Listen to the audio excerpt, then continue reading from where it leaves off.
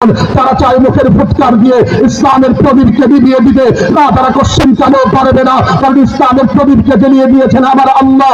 আমরা বেঈমানদেরকে এই কথা বলতে চাই, তামাম পৃথিবীর ইহুদি খ্রিস্টান বৌদ্ধ নাসারাদেরকে জানান দিতে চাই, তোমরাও শুনে রাখো স্পষ্ট আমাদের বাণী, দুনিয়ার জমিন থেকে কাশ্মীর মাটিতে মুসলমানদেরকে নিধন করো, তোমরা ভেবেছো ইসলামকে বিকিয়ে দিবে, কাশ্মীর মাটিতে ইসলামকে নিধন করো, তোমরা ভেবেছো ইসলামকে বিকিয়ে দিবে, লেবাননের মাটিতে ইসলামকে বিকিয়ে দিবে, তোমরা ভেবেছো ইসলাম বিকিয়ে দিবে, এমনি করে কাশ্মীরের বাড়িতে মুসলমানদেরকে নিধন করো, ইসলামকে বিকিয়ে দিবে, ফিলিস্তিনের বাড়িতে মুসলমানদেরকে নিধন করো, তোমরা ইসলামকে বিকিয়ে দিবে, বাংলার জমিন থেকে স্কুলের মাধ্যমে আমার ভাই আলিফকে হত্যা করে এ জমিন থেকে ইসলামকে বিকিয়ে দিবে। খোদার কসম করে একটা কথাই বলতে পারি, এ জমিনে ইসলাম প্রতিষ্ঠিত করেছেন আমার আল্লাহ। যারা ইসলামকে দিতে পার যাবে তারা থাকবে না, ইসলাম আছে, ইসলাম থাকবে।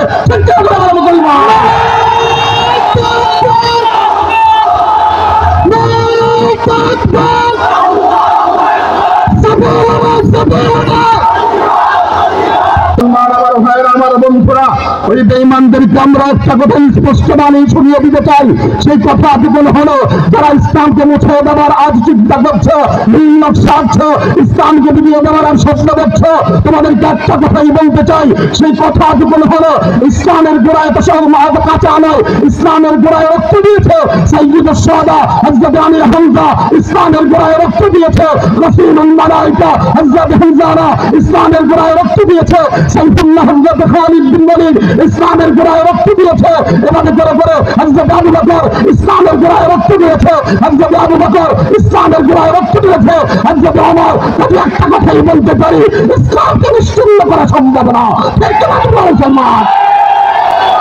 আমার বন্ধুরা, আমার ভাইয়ারা, আজ পার্শ্ববর্তী দেশ থেকে আমাদেরকে হুমকি দামকি দেয়। কি হুমকি দামকি দেয় জানেন? আমাদেরকে বলে, আর এই দেশে বসে ইসকনের সদস্যরা আমাদেরকে বলতে চায়, আমরা কিন্তু কম না, 3 লক্ষ, আমরা 3 কোটি। আমাদেরকে অন্তত এই কথা বলতে চাই, 3 কোটির ভয় দেখে আমাদেরকে লাভ নেই। আমাদেরকে হুমকি দামকি দিয়ে লাভ নাই, যেরকম ঠিক গেল। আমরা হযরত ওমরের সন্তান ঠিক গেলে করে বলেন, আমরা হযরত আবু বকরের সন্তান ঠিক গেলে বলেন, আমরা হযরত হামজার সন্তান ঠিক গেলে বলেন, আমরা হযরত খালিদ বিন ওয়ালিদের সন্তান ঠিক গেলে বলেন, আমরা মুহাম্মদ বিন কাসিমের সন্তান, আমরা সালাউদ্দিন আইয়ুবীর সন্তান, আমরা ওদেরকে দিনের জন্য, ইসলামের জন্য রক্ত দিয়েছি, এমনি করে জীবন দেওয়ারে তাদেরকে ফুটে ফেলেছি। আবার যদি ময়দানে প্রয়োজন হয় জীবন দেব, রক্ত দিব, ইসলামকে বিজয় করে রাখবো। চলতে আমাদের হত্যা আমার আল্লাহকে হযরত উলামায়ে কেরাম, সম্মুখ পানে উপবিষ্ট দিনদার ইমানদার মুসলমান ভাইয়েরা, পর্দার অন্তরালে অবস্থানরত আমার অত্যন্ত শ্রদ্ধেয় মা ও বোনেরা, মহান আল্লাহ রাব্বুল আলামিনের আলিশান দরবারে লাখো কোটি শুকর ও সুজুদ, যে মহান রাব্বুল আলামিন আমাকে আপনাকে অত্যন্ত মহব্বত করে ভালোবেসে বিশ্বনবীর বাসায় জান্নাতের বাগানে আসবার বসবার তৌফিক দান করেছেন। আসুন সেই মহান রব, মহান মালিকের দরবারে অন্তরের অন্তঃস্থল থেকে কালিমাতুশ শুকর আদায় করি। সকলে জবান খুলে এক বাক্যে বলি আলহামদুলিল্লাহ। দীর্ঘক্ষণ যাবত উলামায়ে কেরামের জবান থেকে আপনারা কথা শুনছেন, বিশেষ করে আমার শেখ সুলতানুল ওয়াইজিন আল্লামা খালিদ সাইফুল্লাহ আইয়ুবী দামাত বারাকাতুহুম, তিনার জবান থেকে আপনারা মূল্যবান নসিহত শুনেছেন। তার উপরে আসছেন ইনশাআল্লাহ বাংলার বাগ রাহবারে হক আল্লামা মামুনুল হাফিজাহুল্লাহ। চিৎকার বেড়ে জোরে বলি না মারহাবা, আওয়াজটা দিয়া বলি না মারহাবা।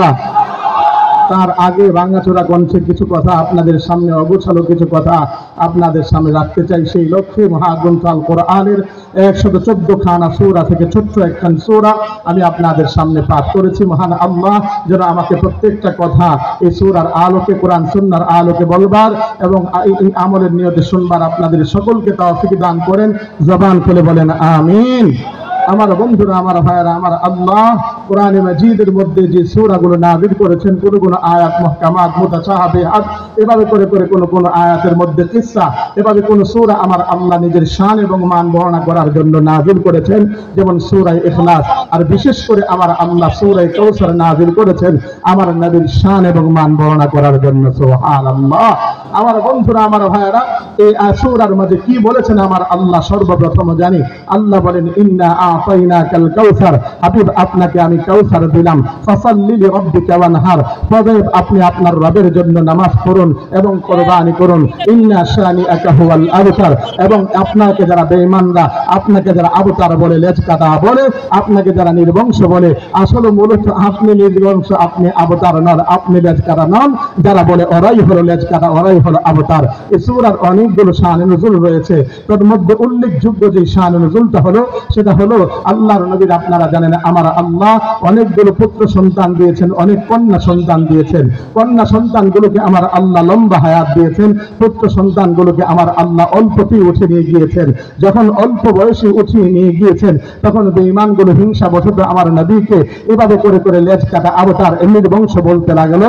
আমার নবী এই মুহূর্তের মধ্যে বড় ব্যথা পেতে লাগলেন, কারণ এক তো পৃথিবীর জমিনে সন্তান হারানোর ব্যথা, এর থেকে বড় ব্যথা আর হতে পারে না। জোরে কোন ঠিক কিনা? আমার বন্ধুরা, আমার ভাইয়েরা, নবীর যখন ব্যথায় কাতর, ওই মুহূর্তে বেঈমানগুলো যখন আমার নবীকে এভাবে বলতে লাগলো আবতার লেজ কাটা, নবী ঘরের ভিতরে ঢুকে এমনি করে ঢুকরে ঢুকরে কাঁদেন। আর অপর দিক থেকে বেঈমানগুলো বিভিন্ন মজলিস করে করে নবীর বিরুদ্ধে প্রপাগান্ডা ছড়ান। বিশেষ করে আস ইবনে ওয়াইল নামক ওই বেঈমান আমার নবীকে উদ্দেশ্য করে এভাবে বলতে লাগলো, ও মুহাম্মদ নিয়ে তোমাদের এত মাথা ব্যথা, মুহাম্মদের ইসলাম নিয়ে তোমাদের এই চিন্তা, জেনে রেখো মুহাম্মদ চলে গেলে মুহাম্মদের বংশের প্রদীপ জ্বালবার মতো কেউ থাকবে না। এভাবে করে করে শুধুই তাই নয়, আমার নবীকে উদ্দেশ্য করে বলে মুহাম্মদ নিয়ে তোমাদের এত পেরেশানি, মুহাম্মদের ইসলাম নিয়ে তোমাদের চিন্তা, আরে মুহাম্মদের প্রদীপ জ্বালবার মতো কেউ থাকবে না, মুহাম্মদ চলে গেলে মুহাম্মদের ইসলামও থাকবে না। জানতে চাই কুমিল্লার মুসলমান, আমার নবী নাই, আমার নবীর ইসলাম আছে না নাই? আরো চিৎকার মেরে বলতে হবে, আছে না নাই? কারণ আমার নবীর ইসলাম আছে, আমার নবীর ইসলাম থাকবে। আমার আল্লাহ বলেন ইউরিদুনা ইয়ুতফিউ নূরাল্লাহি বিআফওয়াহিহিম ওয়া আবাল্লাহু ইল্লা আইয়ুতিম্মা নূরাহু ওয়ালাউ কারিহাল কাফিরুন। তারা চায় মুখের ফুৎকার দিয়ে ইসলামের প্রদীপকে নিভিয়ে দিতে, না তারা কোশ্চেন কেন পারবে না, কারণ ইসলামের প্রদীপকে জ্বালিয়ে দিয়েছেন আমার আল্লাহ। আমরা বেঈমানদেরকে এই কথা বলতে চাই, তামাম পৃথিবীর হিন্দু খ্রিস্টান বৌদ্ধ নাসারাদেরকে জানান দিতে চাই, তোমরাও শুনে রাখো, স্পষ্ট আমাদের বাণী, দুনিয়ার জমিন থেকে কাশ্মীর মাটিতে মুসলমানদেরকে নিধন করো, তোমরা ভেবেছো ইসলামকে বিকিয়ে দিবে। কাশ্মীর মাটিতে ইসলামকে নিধন করো, তোমরা ভেবেছো ইসলামকে বিকিয়ে দিবে। লেবাননের মাটিতে ইসলামকে বিকিয়ে দিবে, তোমরা ভেবেছো ইসলামকে বিকিয়ে দিবে। এমনি করে কাশ্মীরের মাটিতে মুসলমানদেরকে নিধন করো, ইসলামকে বিকিয়ে দিবে। ফিলিস্তিনের মাটিতে মুসলমানদেরকে নিধন করো, তোমরা ইসলামকে বিকিয়ে দিবে। বাংলার জমিন থেকে ইসলামের মাধ্যমে আমার ভাই আলিফকে হত্যা করে এ জমিন থেকে ইসলামকে বিকিয়ে দিবে। কোথার কসম করে একটা কথাই বলতে পারি, এ জমিনে ইসলাম প্রতিষ্ঠিত করেছেন আমার আল্লাহ। যারা ইসলামকে বিদাবার জানো তারা থাকবে না, ইসলাম আছে, ইসলাম থাকবে। ঠিক আছে আমার মুসলমান,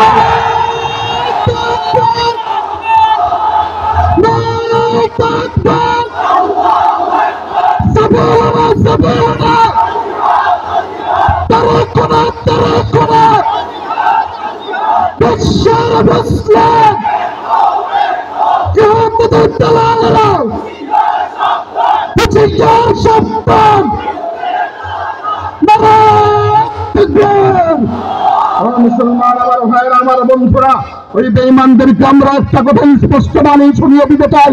সেই কথা এতক্ষণ হলো, যারা ইসলামকে মুছে দেওয়ার আজ চিন্তা করছো, নীল নকশা, ইসলামকে বিলিয়ে দেওয়ার আর স্বপ্ন দেখছো, তোমাদেরকে একটা কথাই বলতে চাই।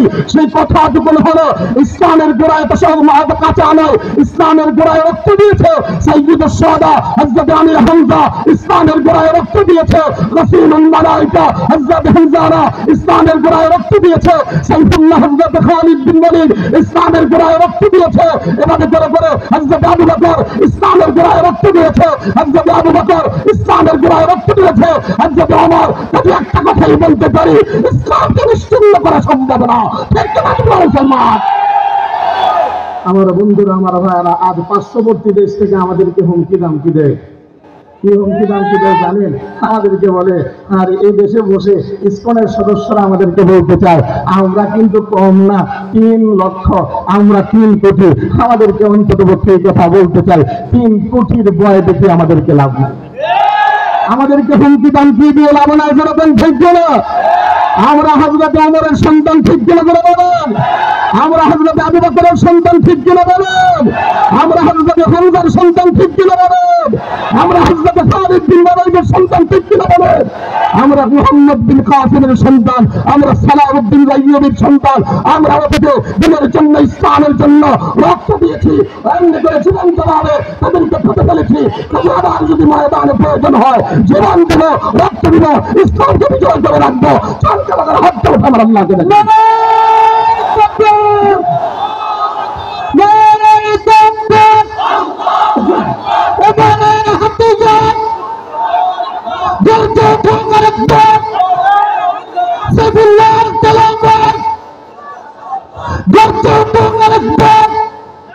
রাখেন, তারা বুঝে না এটা কি করে। এটা আবার ছেলেটা কইতেন, এটা চলতো ঠিকই, বদরের হাতিয়ার গর্জে ওঠক আরেকবার রাখ, আল্লাহ বাঁচাইছে। আমার মসজিদের ইমাম ছিলেন আজকে বাংলাদেশ খেলাফত মজলিসের, মনে করেন আপনার আমির, যিনি ইসলামাইল নূরপুরি সাহেবের সন্তান মাওলানা সোহাইব সাহেব, তিনি আমার মসজিদের দীর্ঘ 7 বছরের ইমাম ছিলেন। তো ওই মুহূর্তে আমাদের জাতীয় ইমাম সমাজে যখন নাকি আলোচনা করছিল, আর উনি বলছিলেন বদরের হাতিয়ার, এবার পাবলিক কি বলবে সেটা তো পাবলিক জানে না, পাবলিক কয় ভেঙে দাও, ভেঙে দাও। আপনারা তো ভাঙ্গেন নাই মাশাআল্লাহ, কারণ আপনারা তো আমার কুমিল্লার মানুষ, এজন্য আপনারা না বুঝলে চুপ থাকেন, তারপরও ভাঙ্গেন না। কেন কুমিল্লার মানুষ, আমার বাড়িও কুমিল্লা হোমনা থানা মাইবিচর গ্রাম, কাজী আপনারা আমার দূরের না আমার কাছের, জোরে কোন ঠিক কিনা? সকলে আমার বেশি ভালোবাসা, কম না বেশি? আওয়াজ করে না, আরো জোরে কোন। কাজে ভালোবাসা যদি বেশি হয়, আবারও আমি বলছি আপনারা হাত উঠান, এবারে মুষ্টি করেন মুসলমান। আবারও বলছি বদরের হাতিয়ার, শাহজালালের তলোয়ার, আহমদ শাহীর তলোয়ার, জুনায়েদ বাবনগরীর তলোয়ার, বরগুনা হুজুরের তলোয়ার, মামুনুল হকের তলোয়ার, আইয়ুবীর তলোয়ার,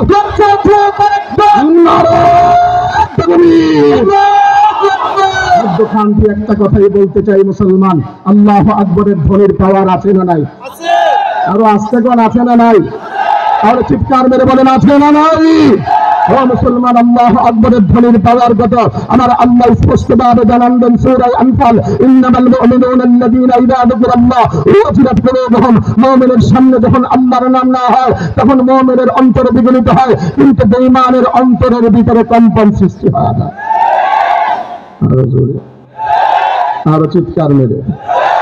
কেমন কম্পন সৃষ্টি হয় আপনাদেরকে কেবলমাত্র শোনায় যেতে চাই। সেই কম্পনটা সৃষ্টি হয় এতটুকু ভাবে, ও মুসলমান, যা টাকা দেখেন ফিলিস্তিনের বাড়িতে মুসলমান নির্যাতিত, নিষ্পেষিত, লাঞ্ছিত, বঞ্চিত, ওই মুহূর্তের মধ্যে আমার মা বোনদের সামনে, আমার বাচ্চাদের সামনে, এমনি করে আমার ভাইদের সামনে বেঈমানগুলো যখন বিশাল বড় রাইফেল আর ক্লাসিং করে ধরে, ওই মুহূর্তের মধ্যে আমার বাচ্চাদের হাতে সামরিক কোনো অস্ত্র নাই, আমার বাচ্চাদের হাতে কেবলমাত্র দেখতে পাই পাথর কণা, আমার মা বোনদের হাতে দেখতে পাই কেবলমাত্র পাথর কণা, আমার এমনি করে ভাইদের হাতে দেখতে পাই পাথর কণা।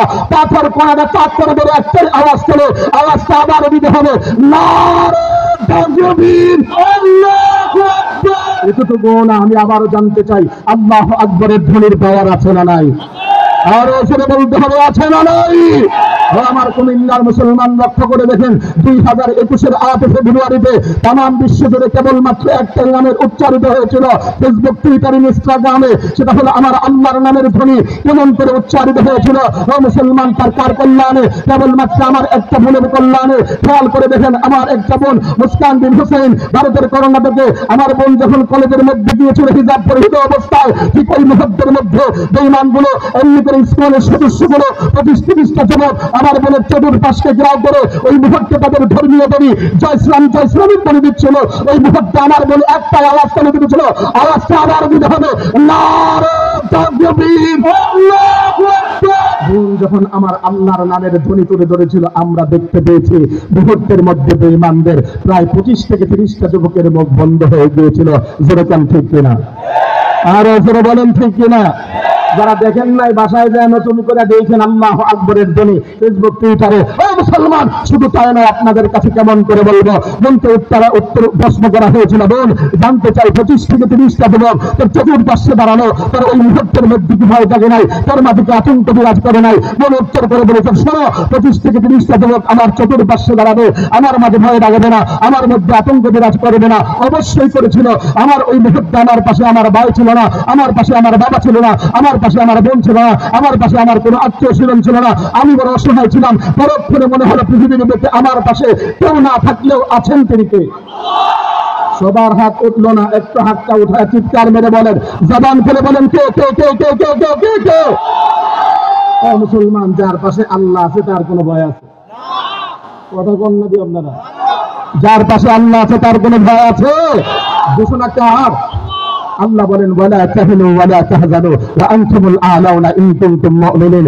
ভয় না ঈমানদার, চিন্তা নাই। আমি একটা কথাই বলতে চাই, আজ ভারত আমাদেরকে ভয় দেখায় আমাদেরকে, পেঁয়াজ দেবো না, আলু দেবো না, চিনি দেবো না। আমি কোনো পেঁয়াজ আর আলু আর চিনি কি তোর বাপের? আমি বলি যেই সস্তার আমরা ইবাদত করি এই সস্তাই আলু আর পেঁয়াজ দেয়, কাজে ইবাদত করি আমরা, খাস তারা বোনাস। কথা বল না, আমাদেরকে হুমকি দামকি দিয়ে লাভ নাই। আমাদেরকে এভাবে বলে, শোনো একজন, আরে ওই দেশের মধ্যে একটা মলম বিক্রেতা আছে, রিপাবলিকন টিভির মধ্যে এভাবে দাঁড়িয়ে দাঁড়িয়ে ঘুরে ঘুরে এভাবে করে খবর প্রচার করে, যেটা আমগো গুলিস্তান গেলে এগুলোরে পাওয়া যায়। বলে তোমরা সেভিং সিস্টারের চিন্তা করো, সেভিং সিস্টারের চিন্তা করে তোমাদের কোন লাভ নাই। তোমাদের থ্রেড সিস্টার এভাবে চলে যাচ্ছে, তোমাদের ফ্রেমে চলে যাচ্ছে, চট্টগ্রাম চলে যাচ্ছে। আমি কই একবার আয়াবে কথা কন না কেন? একবার তো 5ই আগস্টের মধ্যে ওই মুহূর্তে ফ্যাসিস্ট সরকারের আমলে জমিন থেকে তাদের সামরিক বাহিনীগুলোকে, তাদের এমনি করে বাহিনীগুলোকে এই দেশ থেকে রাতের অন্ধকারে পালাতে আমরা দেখেছিলাম, আমরা পালিয়ে দিয়েছি। খোদার কসম, এই দেশের একটু ইঞ্চি মাটিকে কাঁপলে দেখ তাদের একটাকেও ছাড়বে না। ঠিক করে বলে মুসলমান,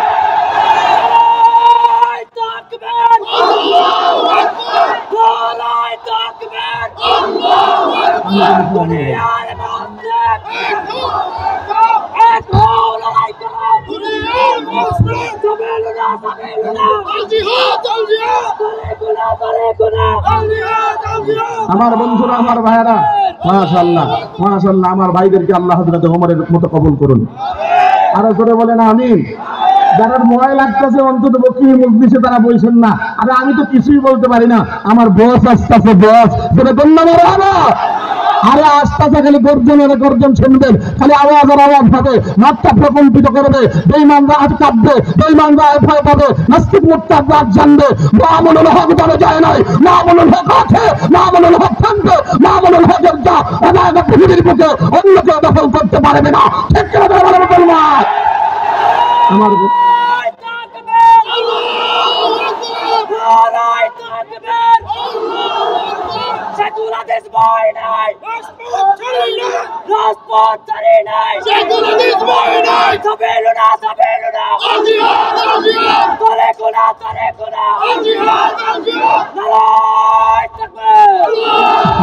আমার বন্ধুরা, আমার ভাইয়েরা, ওরা কিছুদিন ওই রিপাবলিকন ওই টিভির মধ্যে এক মহিলা খবর প্রচার করছে, শোনো তোমরা আমাদেরকে ভয় পাও না। কেন ভয় পাবে না তোমরা আমাদেরকে?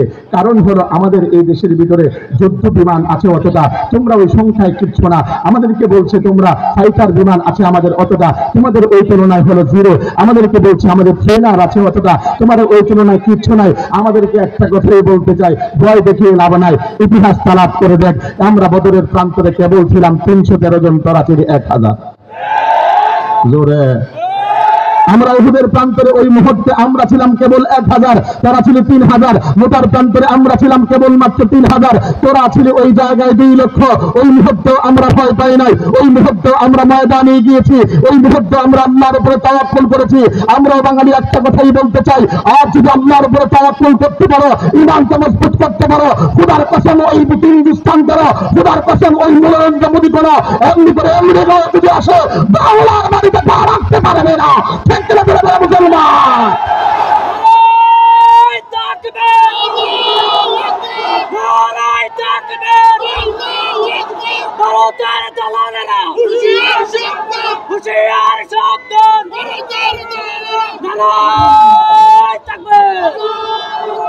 আল্লাহ কবুল করুন। জোরে বলেন আমিন, আরো জোরে বলেন আমিন। আমি জানতে চাই আল্লাহু আকবরের দলিল পাওয়ার আছে না নাই? এই জন্য আল্লাহর নাম আসতে বলবো না জোরে বলবো? একবার জোরে করি না সুবহানাল্লাহ, আরো জোরে বলি না আলহামদুলিল্লাহ, চিৎকার মেরে জবান খুলে বলি না আল্লাহু আকবার। এবার আবার জানতে চাই ইসলাম নবী নাই আছে না নাই? বেঈমানগুলো বলতে শুনেন, মুহাম্মদ থাকবে না, মুহাম্মদের এই জমিনের ভিতরে মুহাম্মদের নাম নিশানাও থাকবে না। আমরা দেখতে পাই বর্তমানে আর দুনিয়ার জমিনে কোনো বেঈমানের নাম, আবু জাহেল, উতবা, শাইবা, ওলীদ ইবনে মুগীরার নাম এই জমিনে কেউ রাখে না। কিন্তু আজ বর্তমানে দেখতে পাই কোন দেশে মুসলমান জিজ্ঞাসা করি নাম কি, নাম তোমার, বলবে মোহাম্মদ আব্দুল্লাহ, নাম কি মোহাম্মদ আব্দুর রহমান, নাম কি মোহাম্মদ আব্দুল করিম, নাম কি মোহাম্মদ আব্দুল শুকুর। আমার আল্লাহ বলেন ওয়ারাফানা লাকা যিকরাক, হাবিব আমি আপনার নামকে সমুন্নত করে দিলাম, तमाम পৃথিবীর প্রত্যেকের মুখে মুখে আপনার নাম তুলে দিলাম। জোরে কন্না সুবহানাল্লাহ। আজ বিশ্বজুড়ে যদি একটাই নাম এসেছে, সবচেয়ে শোহরত সম্পন্ন নাম, মশহুর নাম, সেটা হলো আমার নবীর নাম। জোরে কন সুবহানাল্লাহ। আমার বন্ধুরা, আমার ভাইরা, বেঈমানরা বলে আরে আপনার নাম নিশানা থাকবে না। আজ আমি আপনাকে বলি ওয়ারাফানা লাকা যিকরাক, আমি আপনার নামকে এমন সমুন্নত করে দিলাম, तमाम পৃথিবীর বুকে যেখানে মুয়াজ্জিন বলবে আল্লাহু আকবার, আল্লাহু আকবার, আশহাদু আল্লা ইলাহা ইল্লাল্লাহ, আশহাদু আল্লা ইলাহা ইল্লাল্লাহ, আশহাদু আন্না মুহাম্মাদার রাসূলুল্লাহ, আশহাদু আন্না মুহাম্মাদার রাসূলুল্লাহ, আযানে ইকামতে যেই মুহূর্তে বলবে আমি আল্লাহর নাম, ঠিক ওই মুহূর্তে বলবে আপনি নবীর নাম। আওয়াজটা আরো জোরে হবে। আমার বন্ধুরা, আমার ভাইয়েরা, শুধু এতটুকু না, আমার আল্লাহ বলেন হাবিব আপনার নামটা আমি এমন সমুন্নত করলাম, तमाम পৃথিবীর বুকে যেথায় আমি আল্লাহর রব, ওই জায়গায় আপনি নবী, মুহাম্মদ নবী। আমার বন্ধুরা, আমি আপনাদের কাছে যে কথাটা বলতে চাই, আমার আল্লাহ বলেন বেঈমানরা যখন এই কথা বলল, বলবার পরে সঙ্গে সঙ্গে আমার আল্লাহ জানা দিলেন ইন্না শানিআকা হুয়াল আবতার। হাবিব আপনাকে আমি বলছি এই কথা, কষ্ট নিয়েন না, ব্যথা নিয়েন না। আহারে যারা বলে আপনি আবতার, লেজকারা নির্বংশ, তারাই হলো লেজকারা নির্বংশ। আপনার উত্তর আমি আল্লাহ দিয়ে দিলাম। ও মুসলমান, আমার বন্ধুরা, আমার ভাইয়েরা, আমার আল্লাহ জানান দেন হাবিব গো, জেনে রাখেন, আপনি শুনে রাখেন, আপনার অন্তরে বড় ব্যথা, 4 সন্তান দুনিয়ার জমিনে নাই, কিন্তু আমি আল্লাহ এই সন্তান তো ফিরিয়ে দিতে পারবো না, তবে আপনাকে কিছু বিনিময় দিতে চাই। আমার আল্লাহ বলেন ইন্না আতাইনাকাল কাউসার, হাবিব আমি আপনাকে কাউসার দান করলাম। আমার ভাই, কাউসারের অনেকগুলো ব্যাখ্যা, তার মধ্যে আমার আল্লাহ বলেন হাবিব আপনাকে আমি খায়রে কাসীর দান করলাম। হাবিব আপনাকে আমি হাউজে কাউসার দান করলাম। হাউজে কাউসার কি দুধের চাইতে অধিকতর সাদা, মধুর চাইতে অধিকতর মিষ্টি। এটা যদি কেউ পান করে জান্নাতে যাবার আগ পর্যন্ত তার কোনো তৃষ্ণাই লাগবে না। জোরে কন্না সুবহানাল্লাহ।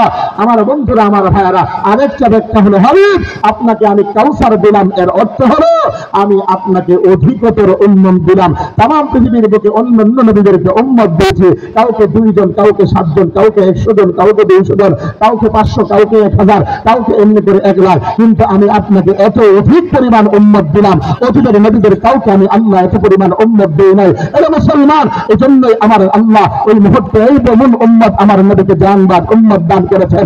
আর দোস্ত, অতীতের নবীদের উম্মতদেরকে যখন বলা হতো চলো যুদ্ধের ময়দানে যাই, ওই মুহূর্তের মধ্যে অতীতের নবীর উম্মতেরা এই কথা বলতো না, যাব না, যাব না, তুমি আর তোমার আল্লাহ যাও। কিন্তু আমার আল্লাহ আমার নবীকে এমন উম্মত দান করেছেন, বলতে লাগলেন হাবিব এমন উম্মত জানবাদ উম্মত দিলাম, আপনার 4 সন্তান করে দিলাম, হয়তো আসলে 100 বছর 200 বছর বাঁচত, কিন্তু এই উম্মতের সামনে কোনো বেঈমান, কোনো নাস্তিক, কোনো মুরতাদ, যদি আপনি কোনো ইহুদি খ্রিস্টানের দালাল আপনার বিরুদ্ধে কথা বলে, আপনার চরিত্রের ব্যাপারে আঘাত করে, অন্তত পক্ষে আপনার ওই উম্মত নিজের মা করবে না, নিজের সন্তানের মা করবে না, নিজের স্ত্রীর মা করবে না, নিজের বাবার মা করবে না, নিজের মায়ের মা করবে না, মাথার পাগড়িকে কবরের মধ্যে দেবে, বেঈমানকে শায়েস্তা করে ছাড়বে। ঠিক কিনা বলো মুসলমান?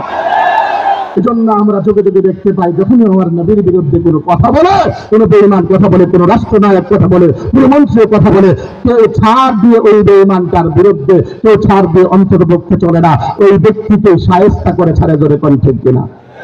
আমি তো বারবার এদেশের নওজোয়ানদেরকে নিয়ে আশা প্রকাশ করি। এই জন্য নওজোয়ান যদিও ঠিক মতো নামাজ পড়ে না, নওজোয়ান যদিও ঠিক মতো দাড়িখানা রাখে না, নওজোয়ান যদিও ঠিক মতো কোরআনের তেলাওয়াত করে না, কিন্তু আমি দেখেছি এই দেশের ইসলামের সাথে এতটা ভালোবাসার সম্পর্ক, শাখায় প্রশাখায় ইসলামের ভালোবাসা জড়িত। এদেশের সকালের সূর্য অস্তমিত হয়, সকালের সূর্য উঠে আল্লাহ আকবরের ধ্বনির মাধ্যমে, সন্ধ্যার সূর্য অস্তমিত যায় আল্লাহ আকবরের ধ্বনির মাধ্যমে। এদেশের যুবক যদিও ঠিক মতো নামাজ পড়ে না, এদেশের যুবক যদিও থাকে ঠিক মতো দাড়িটা রাখে না, এদেশের যুবক যদিও নাকি কোরআনের তেলাওয়াত করে না, এদেশের যুবক যদিও নাকি রমজানের রোজাগুলো রাখে না, কিন্তু আমি দেখেছি এদেশের যুবকটার সামনে আপনি আল্লাহর বিরুদ্ধে কথা বলে দেখুন না, এদেশের যুবকটার সামনে আপনি নবীর বিরুদ্ধে কথা বলে দেখুন না, এদেশের যুবকটার সামনে আপনি কোরআনের বিরুদ্ধে কথা বলে দেখুন না, এদেশের যুবকটার সামনে আপনি ইসলামের বিরুদ্ধে কথা বলে দেখুন না, এদেশের যুবকটার সামনে হক্কানি উলামায়ে কেরামের বিরুদ্ধে কথা বলে দেখুন না। আর আপনি কোন দলের নেতা, কোন দলের নেত্রী দেখার টাইম নাই, যত আপনারা করে সেটা করবে, ঠিক কিনা বলবো মুসলমান?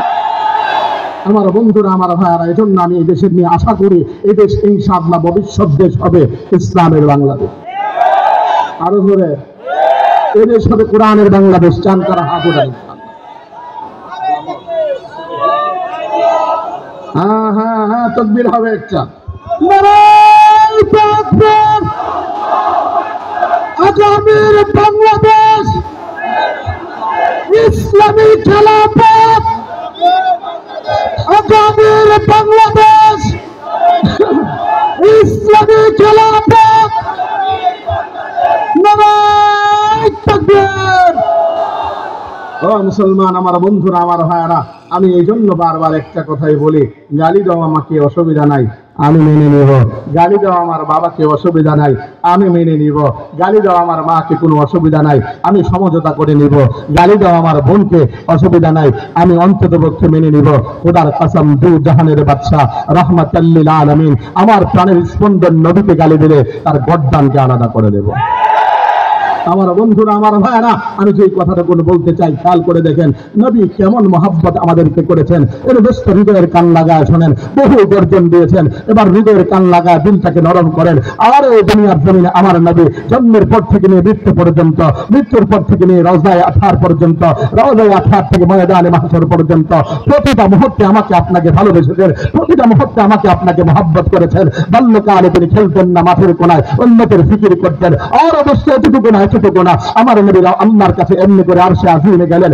যাবার পরে ওই মুহূর্তের মধ্যে আমার আল্লাহ জিজ্ঞাসা করেন, হাবিব আসলেন তো দুনিয়ার জমিন থেকে, কি নিয়ে আসলেন? আমার নবী উত্তর করে বলেন, আত্তাহিয়াতু লিল্লাহি ওয়াসসালাওয়াতু ওয়াত-তাইয়্যিবাত। ওই মুহূর্তে আমার আল্লাহ বেজায় খুশি হয়ে গেলেন, সঙ্গে সঙ্গে ডেকে ডেকে বলতে লাগলেন, আসসালামু আলাইকা আইয়ুহান নাবিয়্যু ওয়া রাহমাতুল্লাহি ওয়া বারাকাতুহু। হাবিব গো, আপনার উপরে শান্তি এবং রহমত বর্ষিত হোক। আমার আল্লাহ ওই মুহূর্তে যখন এই কথা বললেন, নবী এবার ডেকে ডেকে বলতে লাগলেন, আল্লাহ আমাকে কেবলমাত্র শান্তি আর রহমত দিবেন, দুনিয়ার জমিনে আমি এটি উম্মত রেখে আসছি। আমার আল্লাহ আমার উম্মত দিবেন না। আমার আল্লাহ সঙ্গে সঙ্গে জানান দিলেন, আসসালামু আলাইনা ওয়া আলা ইবাদিল্লাহিস সালিহিন। হাবিব আপনার ওই নেককার পরহেজগার উম্মতদের উপরে শান্তি এবং রহমত বর্ষিত হোক। এর দোস্ত বড়, তোমার কন্যাটা তোমার জন্য রাত্রি জেগেছে, তোমার কন্যাটা তোমার জন্য দেশান্তর হয়েছে, তোমার কন্যাটা তোমার জন্য জেল খেটেছে। এর দোস্ত বড়, তোমার কন্যাটা তোমার জন্য রক্ত করিয়েছে, তোমার কন্যাটা তোমার জন্য মৃত্যুকালীন আগে ফিকির করেছে, কিন্তু তোমার আমার নবী রাহমাতাল লিল আলামিন তোমার আমার জন্য ইবাদত করে করে রাত্রি জেগেছে, এর রক্ত বেরিয়েছে। হায় হায়, আমার নবীর হালত তো শোনো। আমার নবীর পিঠের ভিতরে একদম জৈতুনের তেল মেখে দিচ্ছিলেন হযরত আয়েশা সিদ্দিকা রাদিয়াল্লাহু তাআলা আনহা। আমাদের মাতা আমার নবীকে এবার ডেকে ডেকে বলতে লাগলেন, ইয়া রাসূলুল্লাহ, পিঠের ভিতরে এত বড় বড় গর্ত দেখা যায় কোথা থেকে? ও নবীজি, পিঠের মধ্যে এত বড় বড় গর্ত দেখা যায় কোথা থেকে? পিঠের মধ্যে কি বসন্ত হয়েছিল নাকি? ও নবীজি, পিঠের মধ্যে এত বড় বড় কালো দাগ দেখা যায় কোথা থেকে? আল্লাহর নবী এবার ডেকে ডেকে বলতে লাগলেন, আয়েশা রে, অতীতের কথা স্মরণ করায় আমার কষ্ট বেশ করে। আয়েশা, ও আয়েশা, তুমি জানো না বড় আশা আমি মক্কার জমিন থেকে মদিনার এমনি করে তায়েফের বাড়িতে নানার বাড়ির এলাকায় গিয়েছিলাম কালিমার দাওয়াত দেওয়ার জন্য। বেঈমানগুলো আমাকে চিনে নাই, আমাকে না চিনে বাচ্চাগুলোকে আমার পেছনে লেমিয়ে দিয়েছে। আমি নাকি পাগল, আমাকে পাগল বলে আখ্যায়িত করে করে আমার পিছনে এভাবে বাচ্চাদেরকে লেমিয়ে দিয়েছে। বাচ্চারা আমার প্রতি পাথর নিক্ষেপ করতে লাগলো। আয়েশা, তুমি জানো না, জানো না, এভাবে করে করে আমার শরীর থেকে ফিঞ্চি বেয়ে রক্ত বের হতে লাগলো। আয়েশা, রক্ত চড়তে চড়তে আমি একবার দুইবার নয় রে, আমার শরীর এই অবস্থায় নিঃশক্তি হয়ে তিনবার আমি জমিনে পড়ে গেলাম। আমাকে উঠিয়ে উঠিয়ে আমাকে পাগল বলে বলে আমার উপরে পাথরের আঘাত করছিল। ওই মুহূর্তে আমার সন্তান জায়েদ আমার সঙ্গে ছিল। আমি ডাক দিয়ে বললাম, জায়েদ, আমার পায়ের জুতাখানা খুলে দে। জায়েদ ডাক দিয়ে বলেছিল, বাবা পারছি তো না, পারছি না, রক্তে চাকা বেঁধেছে। আরে আমার বাপ, আমি আপনার কাছে বলতে চাই, নওজোয়ান আমার বন্ধু, একটু হৃদয়ের কান লাগা শোনার চেষ্টা করো। আয় বাবা, তোমার কন্যাটা তোমার জন্য রাত্রি জেগেছে, কিন্তু তোমার আমার নবী তোমার আমার জন্য রাত্রি জেগেছে। হায় হায়, আমার নবী যখন নামাজের ভিতরে দাঁড়াতো, ওই মুহূর্তের মধ্যে হযরত আয়েশা সিদ্দিকা বলেন, তামাম দুনিয়ার মানুষ তোমরা জানো না, আমার নবীর পা মুবারক ফুলে যেত, আমার নবীর পা মুবারক পিলারের মতো শক্ত হয়ে যেত। আর এতটুকু না, আমার নবী নামাজের ভিতরে দাঁড়ায়া দাঁড়ায়া এক আয়াত পড়তে পড়তে সারা রাত কাটায় দিত। আর কি সেই আয়াত, যখন এই আয়াতখানা আমি পড়ি আমার অন্তর তো চূর্ণ বিচূর্ণ হয়ে যায়, কারণ আমার নবী এই আয়াত পড়ে পড়ে সারা রাত কাটিয়েছেন। এই সেই আয়াত, ইন তুআযিবহুম ফাইন্নাহুম ইবাদুক ওয়া ইন তাগফির লাহুম ফাইন্নাকা আনতাল আজিজুল হাকীম। রব্বুল আলামিন, আমার এই উম্মতদেরকে, আপনার এই বান্দাদেরকে গুনাহের কারণে যদি শাস্তি দেন, আয় আল্লাহ আপনার কোনো লাভ নাই, আয় আল্লাহ এদেরকে যদি আপনি মাফ করে দেন, আয় আল্লাহ আপনার কোনো লস নাই। আর এই দুনিয়ার জমিনে উকিল জন্মিভাবে জজের সামনে দাঁড়ায়া তার আসামিকে বাঁচাবার জন্য বিভিন্ন বাহানা করে, আর তোমার আমার নবী রাহমাতাল লিল আলামিন তো সারা রাত আল্লাহর সামনে দাঁড়ায়া তোমার আমার বাঁচাবার চেষ্টা করতো। আরে বাপ হৃদয়ের কাল্লাগা, শোনেন আরে নওজোয়ান আমার কলিজার টুকরা যুবক, আজ নবী চিন্তা না, নবী বুঝলা না, নবী অনুসরণ করলা না। আরে অনুসরণ করছো কাদের? ল্যাংটা ওই সমস্ত জিনিসদের। আরে অনুসরণ করছো কাদের? জাহান্নামের ওই সমস্ত মানুষদের। অনুসরণ করছো কাদের? ওই মেসি আর নেইমারদের। অনুসরণ করছো কাদের? ওই সমস্ত নায়ক নায়িকাদের। খোদার কসম নাজাত বলবে না। আর তোমার আমার নবী তোমার আমার জন্য কত কেঁদেছেন জানো না? আর হযরত আয়েশা সিদ্দিকা বলেন, তামাম দুনিয়ার মানুষ তোমরা জানো না, আমার নবী এভাবে করে করে লম্বা রুকু করতেন, আমার নবী লম্বা সিজদা করতেন। এত লম্বা সিজদা করতেন, আমার মনে হতো না জানি রাসূলুল্লাহর জীবনের শেষ চিন্তা কিনা। আর আমি চিন্তিত থেকে দেখতাম, যখন সকাল বেলায় সিজদা থেকে উঠতাম, আমি তাকা দেখতাম মশক পরে কে জানে আমার বিছানার মধ্যে পানি ঢেলেছে। আসলে পানি তো কেউ ডালে নাই, আমার নবী রাহমাতাল লিল আলামিন তিনি এভাবে বিছানায় সিজদার অবস্থায় কেঁদেছেন। ওই মুহূর্তে আমি কান থেকে কেঁদে শুনতাম কি বলে বলে তিনি কাঁদতেন। হায় দোস্ত, আমার নবী বিড় করে একটা আওয়াজ করতেন, আল্লাহুম্মা গফির লি উম্মতি, আল্লাহুম্মা গফির লি উম্মতি। হায় আল্লাহ, আমার উম্মতের গুনাহ মাফ করো, আমার উম্মতের গুনাহ মাফ করো। এরে আমার বন্ধু, আমি কেমন করে তোমাদেরকে বলবো হায় আমার নবীর মায়া কেমন ছিল তোমার আমার জন্য।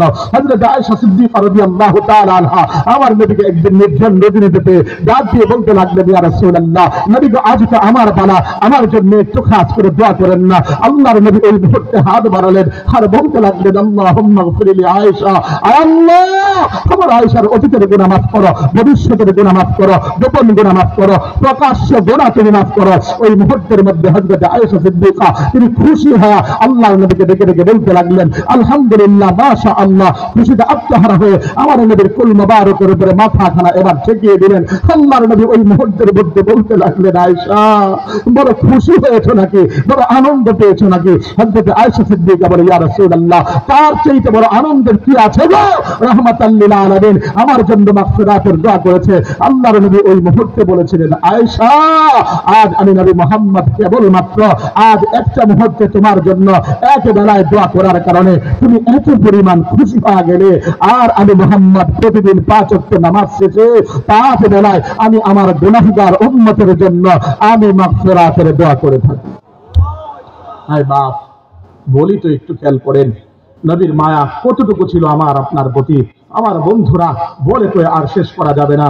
আমার নবীর ওফাতের কাল, ওই মুহূর্তের মধ্যে নবী যখন নিদারুণ অসুস্থ, ওই মুহূর্তের মধ্যে ঘরের দরজার সামনে কে যেন এমনি করে সালাম জানায়, ঘরে ঢুকবার জন্য পারমিশন চায়। আল্লাহর নবী ওই মুহূর্তের মধ্যে সঙ্গে সঙ্গে হযরত ফাতেমাকে বলতে লাগলেন, ফাতেমা যাও না, দেখো মা কে এসেছে, সালাম জানায়, পারমিশন চায়। আল্লাহর নবীর মেয়ে ফাতেমা গেলেন, ঘরের দরজাখানা খুললেন, খুলবার পরে চিৎকার মেরে রাসূলের কাছে এসে পড়ে গেলেন, হয়েছে কি বলো? ওই মুহূর্তে বলতে লাগলো, আব্বা এমন একজন মানুষকে দেখতে পেলাম যার পা হলো জমিনে, মাথা হলো তার আসমানে। এত বিশাল বড় মানুষকে আমি আজও দেখি নাই, আরও দেখি নাই। আল্লাহর নবী এবার বলতে লাগলেন, মা বুঝতে পেরেছি সে হলো মালাকুল মাউত আজরাইল। এবার ফাতেমা চিৎকার মেরে বলতে লাগলো, আব্বা আপনি অসুস্থ, এই মুহূর্তে কেন আসলো গো? আপনাকে নেবার জন্য বুঝে এসেছে, আব্বা তাদের ঢুকবার জন্য পারমিশন দিবেন না। নবী এবার ডেকে বলে, মা রে, এটা তো মালাকুল মাউত আজরাইল, সে কখনো কারো ঘরের দরজার সামনে পারমিশন পারমিশন চায় না, আমার কাছে এসে পারমিশন চাচ্ছে। এটা কেবলমাত্র তোমার বাবার সম্মান, বাবার সম্মান। আর দোস্ত কেমন নবী পাইলা, একবারও নবী চিনলা না, আজরাইল পর্যন্ত নবীর কাছে পারমিশন চায়। আল্লাহর নবীকে এবার ডেকে ডেকে ফাতেমা বলতে লাগলেন, আব্বা অনুমতি দিয়েন না, অনুমতি দিয়েন না। আপনি জানেন না বাবা, আমার সংসারটা বড় হতদরিদ্রের ঘর, আমার সংসারটা বড় অভাবের ঘর। বাবা আপনি যদি তার পারমিশন দেন, আপনাকে যদি দিয়ে যায়, আমার বড় এই দুনিয়ার জমিনে থাকতে কষ্ট হবে। কারণ যখন আমার চুলার ভিতরে আগুন থাকে না, 2-3 দিন যখন আমার হাসান আর হুসাইন খিদার তাড়নায় ছটফট করতে থাকে, ওই মুহূর্তের মধ্যে আমার হাসান আর হুসাইনকে যখন আমি আপনার দরবারে পাঠাই গো বাবা, 3 দিনের খিদার তাড়না আপনার চেহারা দেখে আমার হাসান হুসাইন বলে যায়। আয় বাপ, ওই মুহূর্তের মধ্যে হযরতে ফাতেমা এভাবে যখন বললেন, নবী বলতে লাগলেন, মা কাছে আয়। হযরতে ফাতেমার কানে কানে কি যেন বললেন, হযরতে ফাতেমা হাসতে লাগলেন। হত্যি আমার নবীর ইন্তেকালের পরে হযরতে আয়েশা সিদ্দিকা জিজ্ঞাসা করলেন, মা রে কি বলেছিল তোর বাবা? কেঁদেছিলি আবার হেসেছিলি? বলে, মা আমার বাবা বলেছে, মা রে আমি দুনিয়ার জমিন থেকে যাবার পরে তোর বেশি দিন কষ্ট করতে হবে না। কারণ তখন হলো আমার এই বংশ থেকে এমনি করে ইন্তেকালের মাধ্যমে পরকালে আমার সঙ্গে যে মিলিত হবে সর্বপ্রথম সেই হলো তুই ফাতেমা। আমার বন্ধুরা, আমার ভাইরা, যখন এমনি করে মালাকুল মাউত আজরাইল আমার নবীর সামনে আসেন, ওই মুহূর্তে জিজ্ঞাসা করে কি জন্য এসেছেন? বলে, আল্লাহ বলেছেন যদি যেতে চান, আল্লাহ বলেছেন নিয়ে যাওয়ার জন্য, আর যদি থাকতে চান আল্লাহ বলেছেন রেখে যাওয়ার জন্য। আমার নবী এবার বলতে লাগলেন, জিবরাইল আজরাইল জীবনে তো নিজে সিদ্ধান্ত কখনো নেই নাই, বরঞ্চ আমার আল্লাহ যা জানিয়েছেন, ওয়া ইয়ানতিকু আনিল হাওয়া ইন হুয়া ইল্লা ওয়াহয়ুন ইউহা। মুহাম্মদ হর গজনা গুফতা তানা গুফতা জিবরাইল, জিবরাইল হর গজনা গুফতা তানা গুফতা রব্বে জলিল। আয় রে দোস্ত, আর নবী নিজ থেকে কোনো কিছু বলেন নাই যতক্ষণ জিবরাইল ওহী না নিয়ে আসেন, জিবরাইল নিজ থেকে বানায় কোনো কথা বলেন নাই যতক্ষণ পর্যন্ত না আমার আল্লাহ বলেছেন। আমার নবী বলেন, হাত্তা ইয়াতিয়ানি জিবরাইল, জিবরাইল আসার আগ পর্যন্ত অপেক্ষা করো। আমার বন্ধুরা, জিবরাইল আসলো, জিজ্ঞাসা করলেন কি পয়গাম পাঠিয়েছে আমার আল্লাহ। এই মুহূর্তে বলতে লাগলেন, ইন্নাকা মাইয়িতুন ওয়া ইন্নাহুম মাইয়িতুন।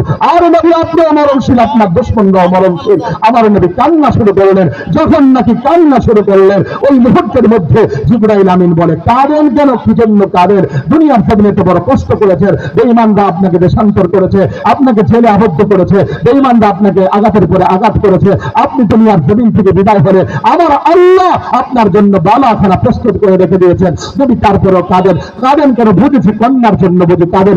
কাঁদেন না, আমার আল্লাহ জানিয়েছেন সিদ্দিকাতুন নিসাই আহলুল জান্নাহ, জান্নাতের রমণী সর্দার হবে আপনার কন্যা। আমার নবী তারপরেও কাঁদেন। আরে কাঁদেন কেন? কি জন্য কাঁদেন? হাসান হুসাইনের জন্য, নাতির জন্য বুঝে কাঁদেন। আমার আল্লাহ জানিয়েছেন, ওয়াল হাসান ওয়াল হুসাইন সাইয়্যিদা শাবাবি আহলুল জান্নাহ, যুবকদের সর্দার হবে হাসান হুসাইন। আমার নবী কাঁদেন। ওই মুহূর্তে জিজ্ঞাসা করেন, কাঁদেন কেন? কাঁদেন কেন?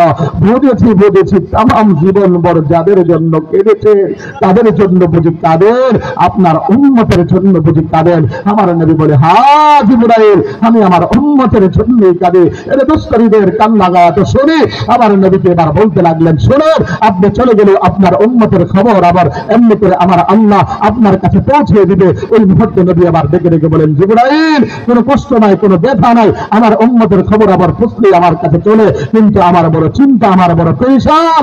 আমি তো আমার আল্লাহ জানিয়েছেন, মা কানা আল্লাহু লিউআযিবাহুম ওয়া আনতা ফীহিম। হাবিব যতদিন পর্যন্ত উম্মতের মাঝে আপনি থাকবেন, ততদিন পর্যন্ত আপনার উম্মত যত বড় গুনাহ করুক না কেন, আমি আল্লাহ নগদে আযাব দিয়ে ধ্বংস করব না। ও জিবরাইল, আমার বড় ভয় হয়, আমার উম্মত তো দুর্বল, আমি চলে যাবার পরে শয়তান ওয়াসওয়াসায় পড়ে আমার উম্মত না জানি বড় কোনো গুনাহ করে ফেলে কিনা, আর অতীতের উম্মতের মতো করে আমার আল্লাহ নগদে আযাব দিয়ে আমার উম্মতকে ধ্বংস করে দেয় কিনা। ওই মুহূর্তের মধ্যে আমার আল্লাহ তিনি জানা দিলেন, ও জিবরাইল, আমার হাবিবের কান্না থামাতে বলো, থামাতে বলো। তামাম জিন্দেগি ভর কেঁদেছে, আর যেন আমার নবী আমার কাছে আসার মুহূর্ত না কাঁদে। আমি আল্লাহ গ্যারান্টি দিলাম, দায়িত্ব নিলাম, আমি অন্তত অতীতের উম্মতের কথা বলতে পারি না, তবে এই নবীর কথা আমি বলে দেই, এই নবীর উম্মতের কথা বলে দেই, অন্তত পক্ষে গ্যারান্টি দিলাম, আনা কাফিলুম মিনহুম, আনা কাফিলুম মিনহুম, আনা কাফিলুম মিনহুম। আজ থেকে আমি আল্লাহ এই উম্মতের নিজেই জিম্মাদার হয়ে গেলাম। হ্যাঁ দোস্ত, অনেকে সুবহানাল্লাহ বলতে চান না, কেন বলেন না বলেন? আপনাদের অনেক কষ্ট হচ্ছে তাই না? কিন্তু কষ্টের কোনো কিছু নাই, সম্পদ আপনার অর্জন করে নেন এই জান্নাতের বাগানে বসে। আরে আপনি যখন বলছেন সুবহানাল্লাহ, ওই মুহূর্তে কি বলছেন জানেন? আপনি বলেন তানজিহাল্লাহ, আল্লাহ তুমি পবিত্র। আমার আল্লাহ ফেরেশতাদেরকে ডেকে ডেকে বলে, ফেরেশতারা টাকা দেখে না, টাকা দেন বদগ্রাম ওই জান্নাতের বাগানটার দিকে। ও ফেরেশতারা, বান্দা বলছে নাকি? বলে বান্দা বলছে আল্লাহ সুবহানাল্লাহ, মানে আপনি পবিত্র। আমার আল্লাহ খুশি হয়ে এবারে ডেকে ডেকে বলেন, ফেরেশতারা বান্দা বলছে সুবহানাল্লাহ, মানে আমি পবিত্র। আরে আমি তো এমনি পবিত্র, আমার তো গুনাহ নাই, গুনাহের কোনো ময়লা নাই, কিন্তু বান্দা আমার গুনাহকারী, বান্দা আমার ময়লা যুক্ত। ফেরেশতারা তোরা সাক্ষী দাও, তোরা জবান খুলে বলছে সুবহানাল্লাহ, আমি আল্লাহ ঘোষণা দিলাম, আমি আল্লাহ তাদেরকে গুনাহের ময়লা থেকে পবিত্র বানা দিলাম। কার গুনাহ আছে সে বলবে, এবার আরো জোরে কোন সুবহানাল্লাহ, আরো চিৎকার মেরে বলেন সুবহানাল্লাহ। আমার বন্ধু এতটুকু না, আরে সুবহানাল্লাহ বলার দ্বারা মিজানের পাল্লা ভারী হয়, সুবহানাল্লাহ বলার দ্বারা আমার আপনার জন্য জান্নাতে গাছ রোপণ হয়। এজন্য আমারও জবান খুলে বলি সুবহানাল্লাহ। আমার বন্ধুরা, আমার ভাইয়ারা, আমার বাবারা, একটা কথা খেয়াল করে, আরে এতটুকুই না, এতটুকুই না, আমার নবীর মায়া, আমার নবী যখন নাকি দ্বিতীয় সিংহায় ফুঁক দেওয়া হবে, আমার নবী ওই মুহূর্তের মধ্যে যখন নাকি জিবরাইল, আজরাইল, মিকাইল, ইসরাফিল আমার নবীকে উঠাতে যাবে রওজায়ে আতহার থেকে, আমার নবী রওজায়ে আতহার থেকে উঠবেন তো উঠবেন, আমার নবী ওই মুহূর্তের মধ্যে এমনি করে মাথা থেকে এমনি করে মাটিগুলো মুছে সঙ্গে সঙ্গে জিবরাইলকে জিজ্ঞাসা করে বলবেন, জিবরাইল আমার উম্মতকে জাহান্নামে পাঠিয়ে দিলা নাকি?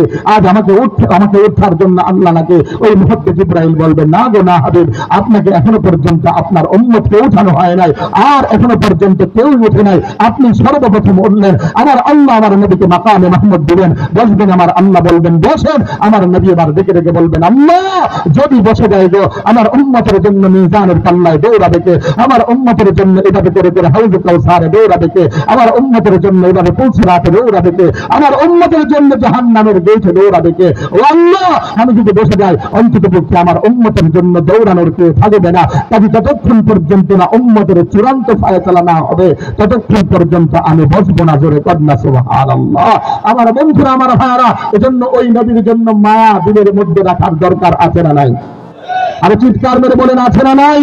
ও মুসলমান, আজ বর্তমানে দেখতে পাই, আজ যে জমিনের বুকে বেঈমান নাস্তিক মুরতাদগুলো আজ আমার নবীর বিরুদ্ধে কথা বলে, আর আমার নবীর বিরুদ্ধে বিভিন্ন কালিমা লেপন করে, আর আমার নবীকে এমনি করে বিভিন্ন অপবাদ দেয়। খোদার কসম করে একটা কথাই বলতে পারি, আমরা নবীর রূহানি সন্তান, এই জমিনের বুকে আগাম তিনি যদি কোনো বেঈমান আমার নবীর বিরুদ্ধে কথা বলে, আমার নবীকে গালি দেয়, খোদার কসম রাসূলুল্লাহর হাদিস হলো, মান সাব্বা নাবিয়্যান ফাকতুলুহু। ও মুসলমান, আমি জানি না আপনারা কি করবেন। আল্লাহর কোরআন এই কথা বলে, আইনামা সুকিফু উফিদু ওয়াকুতিলু তাকতিলা।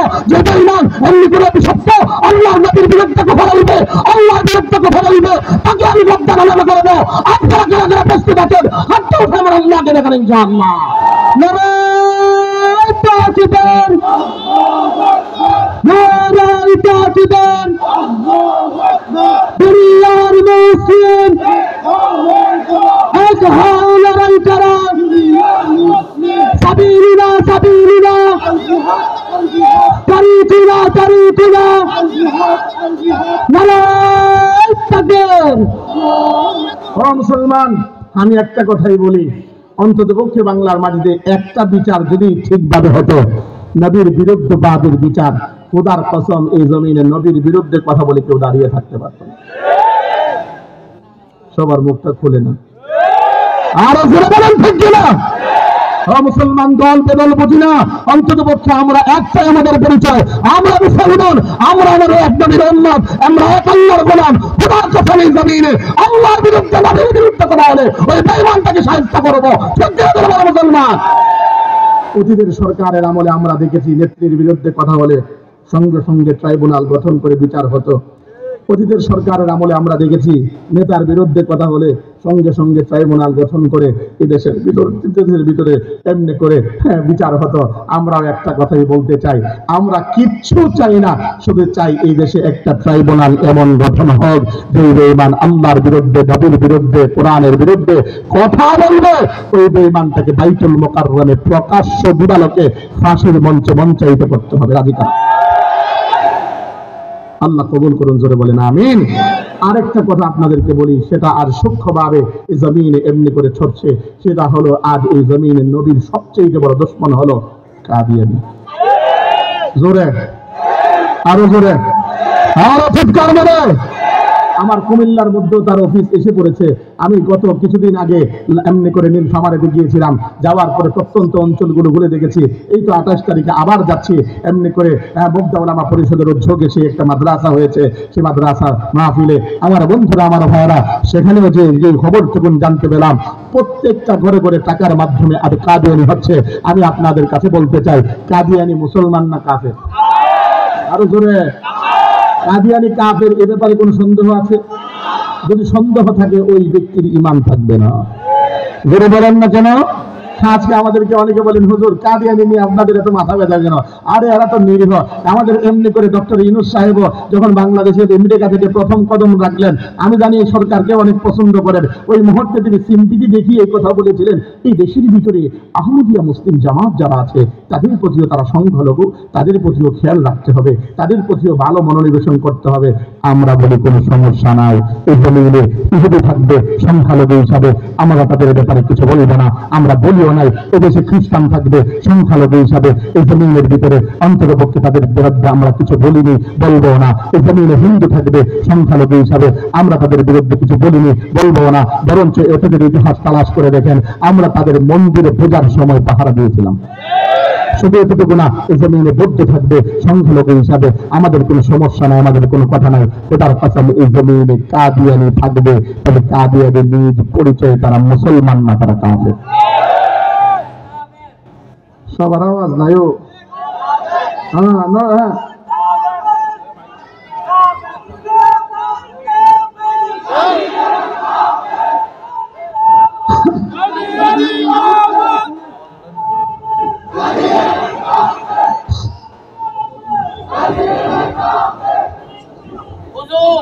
আমি একটা কথা বলতে চাই। কোনো কথা তোমার নাই, তুমি বইসা দাও। আমরা মুসলমান, কিন্তু ওই যে যারা ইহুদিরা চক্রান্ত করে আমাদের বিরুদ্ধে যাবে, তাদের আমরা হাত কেটে নেব।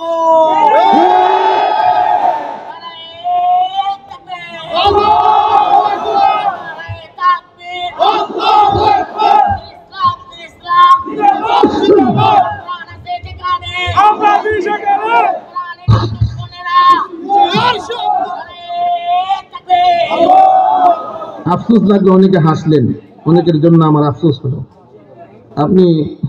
আপনারা হাসলেন, কিন্তু আমার আফসোস এজন্যই হলো যে আপনাদের হাসা উচিত হয়নি, কারণ তার মানসিক ভারসাম্য যদি হারিয়েছে, কিন্তু ইসলামের বেলায় সঠিক হবে।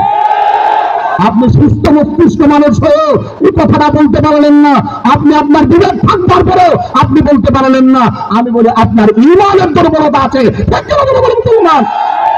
আমি একটা কথাই বলে যেতে চাই, কুমিল্লার বটগ্রামের মুসলমান, আমার সদর দক্ষিণের মুসলমান, এই কথাটুকুন বলতে পারি, সেই কথাটুকুন হলো, ভুলে গেলে চলবে না। তোমার আমার রক্তকণিকায় বইছে হযরত ওমরের রক্ত, তোমার আমার রক্তকণিকায় বইছে হযরত খালিদ বিন ওয়ালিদের রক্ত, তোমার আমার রক্তকণিকায় বইছে সাইয়্যিদুল উমর হামদা, সাইয়্যিদুল শুহাদা আমির হামদার রক্ত। কাজে একটা কথাই বলতে পারি, সেই কথাটুকুন হলো, তারা বাতিলের বিরুদ্ধে কখনো আপোষ করে নাই, এমনি বাতিল জমিনে আমরাও করবো না, যেমন আল্লাহ নবী আমাদের হক করেননি। ঠিক কি করে মুসলমান? আমার বন্ধুরা, আমার ভাইয়েরা, আমার এই ভাইটাকে আমার আল্লাহ হায়াতে তৈয়বা দান করে, বলেন আমিন। ওমরের যোগ্য উত্তরসূরি হিসাবে কবুল করেন, বলে বলেন আমিন। আমি আপনাদের কাছে একটা কথাই বলতে চাই, মুসলমান, না না না না না,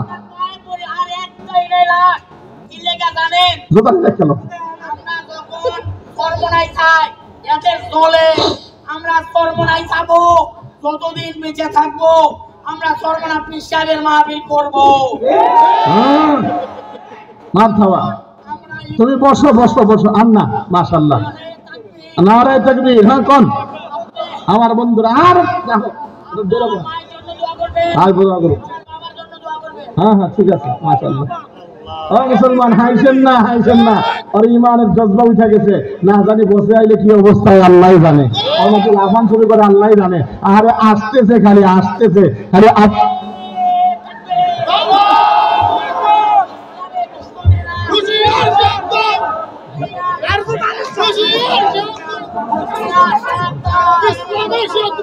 মুসলমান মনে রাখেন এতটুকু কথা, ভয় পেলে চলবে না। আমাদের সঙ্গে আছেন তিনি কে? হ্যাঁ, জোরে জোরে, আরো জোরে। আমার নবী যখন মুসলমানরা দুর্যাতনের শিকার, ওই মুহূর্তের মধ্যে আমি একটা কথা বলে নেই, অনেকে তো ভয় পান দাঁড়িয়ে, আমার এই দুই ভাই দাঁড়িয়েছে, আপনারা অনেকে ভয় পাচ্ছেন তকবীর দিতে দাঁড়ায়া, আপনারা ভয় পাবার কিছু নাই। আমি একটা কথাই বলি, নবী যখন ওই মুহূর্তের মধ্যে আল্লাহর নবী বিশ্ব নবী রাহমাতাল লিল আলামিন বেঈমানদের জুলুমের শিকার যখন সাহাবীরা, ঠিক ওই মুহূর্তের মধ্যে আমার নবী দোয়া করছিলেন, আল্লাহুম্মা আইযিল ইসলাম বিউমরাইন, ও আল্লাহ দুই উমরের এক উমর দ্বারা ইসলামকে শক্তিশালী করো। আল্লাহ পাক দুই উমরকে, একজন হলো ওমর ইবনুল হিশাম, যারা ছিলেন আবু জাহল নবীরা, আরেকজন হলো ওমর ইবনুল খাত্তাব, তিনি হলেন ইসলামের দ্বিতীয় নাম্বার খলিফা হযরত ওমর। জোরে বলেন সুবহানাল্লাহ। আল্লাহ তার বেলায় দোয়াকে কবুল করলেন। যখন দোয়া কবুল করলেন, আল্লাহর নবী বিশ্ব নবী রাহমাতাল লিল আলামিনের কাছে এবার এসে নবীজিকে বলতে লাগলেন, ও নবীজি জানতে চাই মুসলমানের সৈন্য সংখ্যা কত? আমার নবী এবার ডেকে ডেকে বলেন, ওমর তোমাকে নিয়ে কেবল মাত্র 40 জন, আর নবীর তামাম পৃথিবীর বেঈমান মুসলমান কেবল কয়জন? আমরা কত এখন?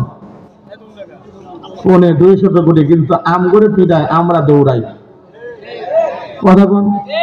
হযরত ওমর ইবনুল খাত্তাব রাদিয়াল্লাহু তাআলা আনহু নবীকে এবার ধরে বললেন, ইয়া রাসূলুল্লাহ চলেন একটু বাইতুল্লাহর সামনে যাই। আমি এই প্রসঙ্গে কথাটা বলতে চাই। যখন বাইতুল্লাহর সামনে গেলেন, আল্লাহর নবীকে এবার বলতে লাগলেন, ইয়া রাসূলুল্লাহ আজকে এই জায়গায় দাঁড়িয়ে একটা ঘোষণা দিতে চাই।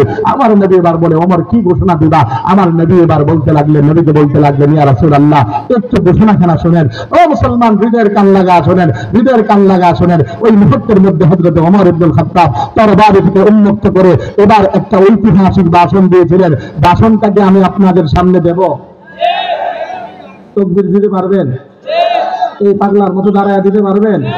দেখি ইনশাআল্লাহ।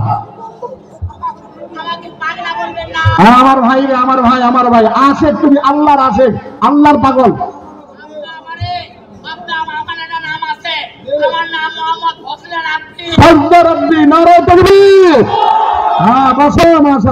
আমার বন্ধুরা, আমার ভাইরা, আমি আপনাদের কাছে যে কথাটুকু বলতে চাই, সেই কথাটুকু হযরত ওমর সেদিন একটা ভাষণ দিয়েছিল। ভাষণটা কি দেব?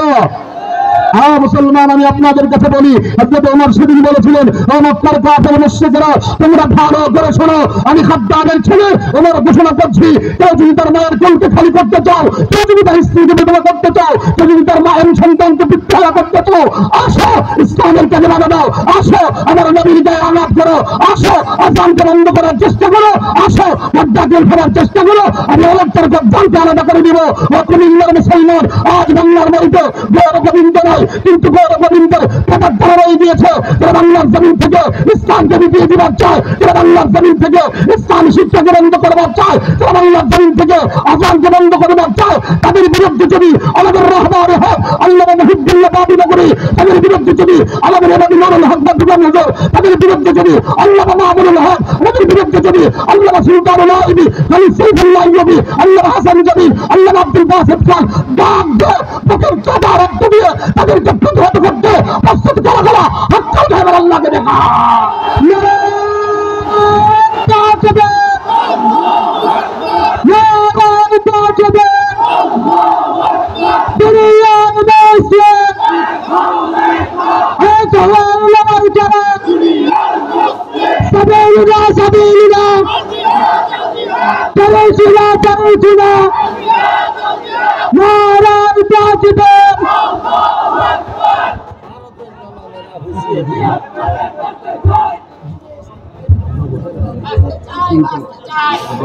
আমার বন্ধুরা, আমার ভাইরা, আরে বল না ভাইয়া, তুমি আরে ফজলে রব্বি ভাই বল, তার একটা কথা কোন লাগছে?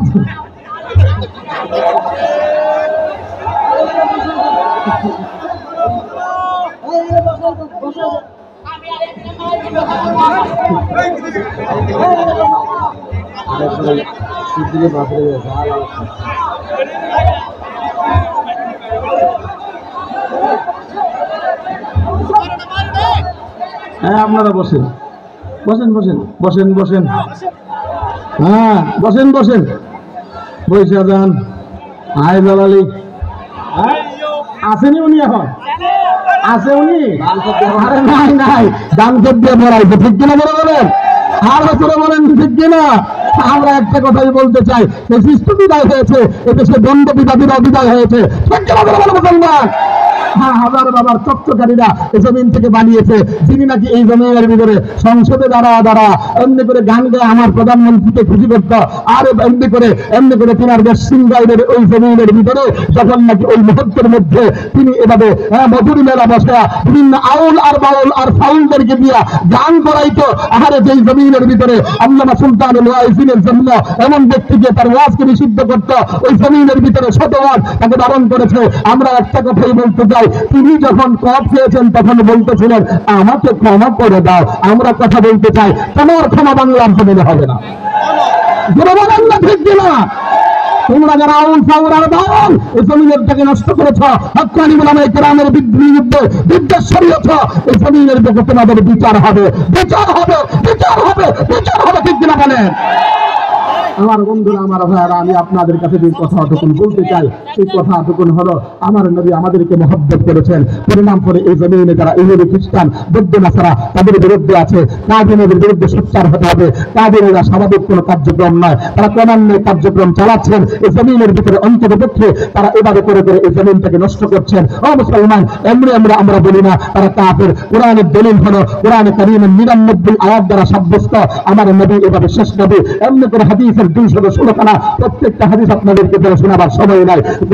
হাদিসের 16খানা 216খানা হাদিস দ্বারা সাব্যস্ত আমার নবী শেষ নবী। ইজমাও এই কথাই বলে যে আমার নবী মুন্না আলী কারি রহমাতুল্লাহ আলাইহি তিনি বলেন, যারা বলবে আমার নবীর পরে নবী কেউ, তাহলে সে ভণ্ড এবং প্রতারক। এবং ইজমা এবং কিয়াসের মধ্যে এই কথা প্রমাণিত হয়। কিয়াস এই কথাই বলে, কারণ এই জমিনের বুকে আমার নবী ছিলেন কোনো গোত্রীয় নবী না, আমার নবী কোনো সমসাময়িক নবী না। ও মুসলমান, আমার নবী ছিলেন এভাবে কিয়ামত পর্যন্ত নবী। আমার নবী শুধুমাত্র গোত্রীয় নবী না, তামাম জমিনের নবী। কাজে একটা কথাই বলি, আমার নবী তিনি শেষ নবী। যেরকম ঠিক কিনা?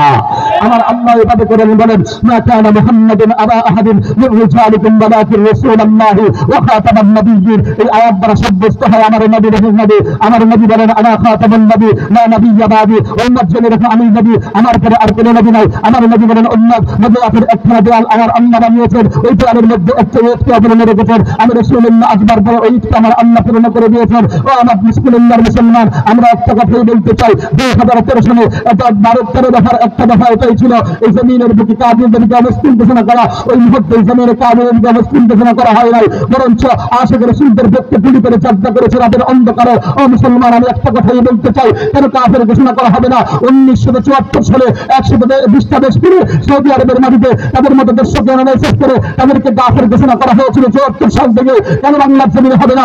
92% মুসলমানের এই জমিনে কাদিরদেরকে মুসলিম ঘোষণা করতে হবে। মুসলমান একটা আওয়াজ শুনতে চাই এই জমিনের বুকে। আমার নবীর ওফাতের পরে আমার নবী বলেছেন এমনি করে 30 জন মিথ্যা কাযযাব আসবে এই জমিনে, মিথ্যা নবীর দাবিদার। আমার নবীর ওফাতের পরে আবু বকর জামানায় মুসাইলামাতুল কাযযাব মিথ্যা নবীর দাবি করেছিল। ওই মুহূর্তের মধ্যে হযরত আবু বকর নিজে মরণ মানুষ হবার পরে সাহাবীদেরকে নিয়ে ওই ময়দানের মধ্যে ঝাঁপিয়ে পড়েছিলেন এবং তিনি যে রক্ত দিয়েছেন। আমি একটা কথাই বলতে চাই, আজ এই জমিনে আল্লাহ আহমদ শফি নাই, আজ এই জমিনের ভিতরে জুনায়েদ বাবুনগরী নাই, আজ এই জমিনের বুকে নূর হোসেন কাসিম নাই। আমি একটা কথাই বলতে চাই, তাদের যোগ্য উত্তর শুনে নুরুল হক হুজুর রয়ে গিয়েছেন, আল্লাহ মামুনুল হক রয়ে গিয়েছেন, মুসলমান নহিবুল্লাহ বাবুনগরী হুজুর রয়ে গিয়েছেন। কাজে একটা কথাই বলি, আমার নবীর দাবি আদায়ের লক্ষ্যে, আমার নবীর খাদমতে কামাল খাদমতে বিরোধী করার জন্য আবার যদি ৭৭ কায়েম করতে হয়, প্রস্তুত করে আছে। হাতটা উঠে আমার আল্লাহকে আবার দেখা।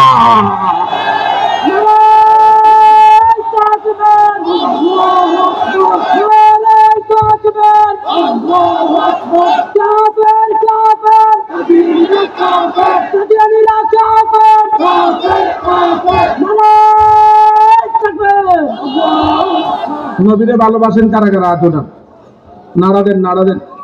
আল্লাহু আকবার কোন। নবীরে ভালো সব দিকটা বাসেন তো? হ্যাঁ বাসেন তো? এবার আপনাদের কাছে একটা বলি, আমার আল্লাহ কই ফাসাল্লি, নবী আপনি রবের জন্য নামাজ পড়েন। নামাজ পড়ার জন্য পুরুষের জায়গা